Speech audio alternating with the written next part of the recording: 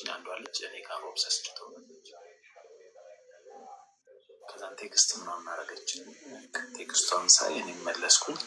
እንደምትወድ ነገረችኝ ማለት እንዲህ እንደምመቻት። ከዛ እንዲህ ጓደኛሞች እየሆንን ስንሄድ ስነግረኝ ወንዶችን ተጠቅሜ ነው የምጥለዋለች። ይህ ደግሞ በሰዓቱ ሞኝ ነበርኩኝ ስለማይመስለኝ ወንድ ብቻ ሴትን ተጠቅመው የሚጥል ይመስለኝ ነበር። እየቀለድክ ነው?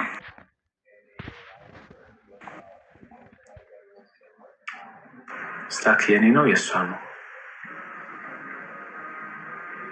አሉ።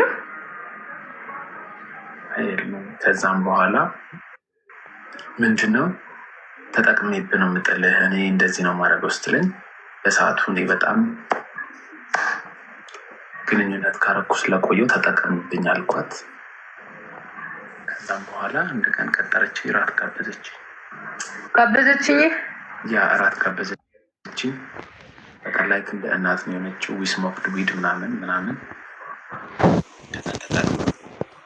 ጣለችኝ። አይ ደግሞ አይ ቲንክ ፎር ራውንድ ከዛ ደጋግማ አልደወልክላትም? ደወልኩኝ። ለምን አንገናኝ? ወዝ በጣም በሴክስ ወዝ ስፔሻል ከላይ በጣም ነው የጨፈረችው። አደጋግሜ ልደውልላት ሪች ለማድረግ ሞከርኩኝ።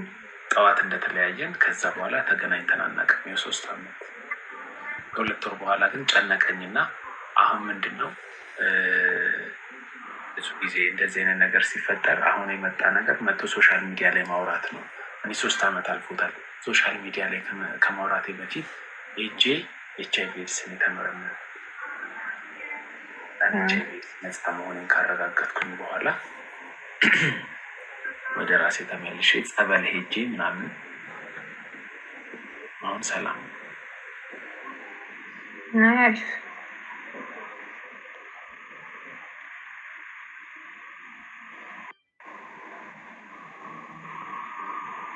ታይምን ጀምር እንዴ እንትን ላይ ዩቲዩብ ላይ